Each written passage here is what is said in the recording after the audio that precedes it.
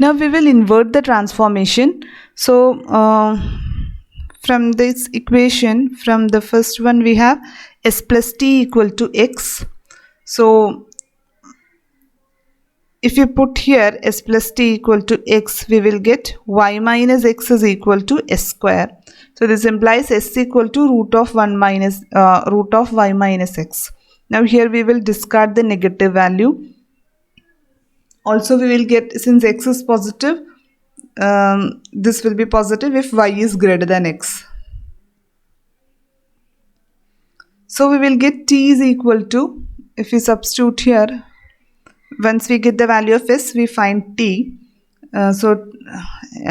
Here we will substitute t. So we'll get s is equal to x minus root of y minus x.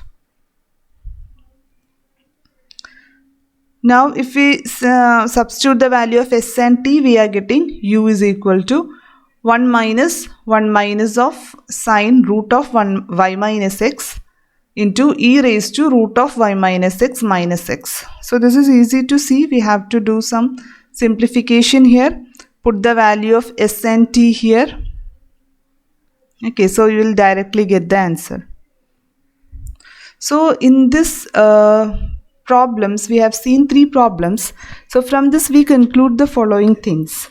That is, if the Jacobian is 0, we can say that we can always expect a unique solution in the neighborhood of the initial curve. Okay, so if the Jacobian is not equal to 0, we say that transversality condition is satisfied. And we can always expect a unique solution. There is a neighborhood of the initial curve in which the solution will be unique. And geometrically it means that when you see the projection of the characteristic curve and the projection of the initial curve, then they will not be parallel at any point. Now if Jacobian is equal to 0, then there are 2 cases. Either there will be no solution or there will be infinitely many solutions. So if the Jacobian is 0 and suppose the initial curve is a characteristic curve itself.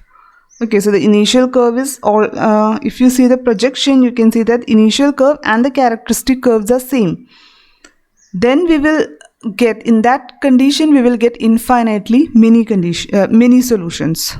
So transversality condition is not satisfied. And geometrically it means that projection of the characteristic curve is parallel to the projection of the initial curve at that point. So if the initial curve is also a characteristic curve, we will have this condition.